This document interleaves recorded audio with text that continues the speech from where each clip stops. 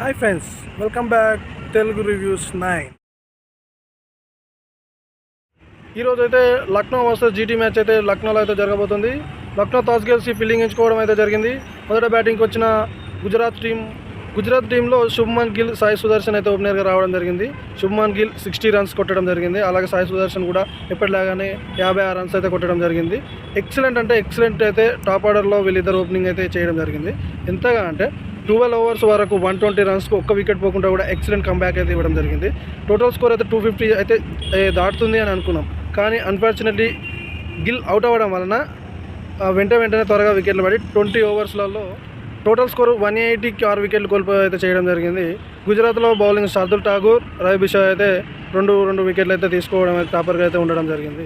Second batting పెట్టిన లక్నో జట్టు వెంటనే వికెట్స్ అయితే గుజరాత్ టీం వాళ్ళు చాలా మిస్ఫీల్డ్ చేసి డ్రాప్ అయితే చేయడం జరిగింది. ఆ వికెట్లు కనుక పట్టి ఉండినట్లయితే ఖచ్చితంగా గుజరాత్ టీం అనేది ఈరోజు గెలిచి ఉండేది. కానీ ఆ వికెట్లు అనేది డ్రాప్ చేయడం వలన ఈరోజు లక్నో టీం అయితే విజయం సాధించడం జరిగింది. ఈరోజు చెప్పుకోవాల్సిన ముఖ్యమైన పాయింట్ ఏంటంటే పంత్ ఈరోజు అయితే ఓపెనర్ అయితే రావడం జరిగింది. గుజరాత్ టీం నుండి రిషబ్ పంత్ మరియు ఆడమ్ ఆక్రమ్ అయితే ఓపెనర్గా వచ్చి మంచి కంబ్యాక్ అయితే ఇవ్వడం జరిగింది. ఓపెనర్గా వచ్చిన పంత్ అవుట్ అయిన తర్వాత నికోలస్ పూరన్ అయితే రావడం జరిగింది. నికోలస్ పూరన్ను ఆడమ్ ఆక్రమ్ అయితే ఎక్సలెంట్గా పర్ఫార్మెన్స్ అయితే చేయడం జరిగింది. నికోలస్ పూరన్ 61 రన్స్ కొట్టి టాప్ స్కోరర్గా నిలవడం జరిగింది.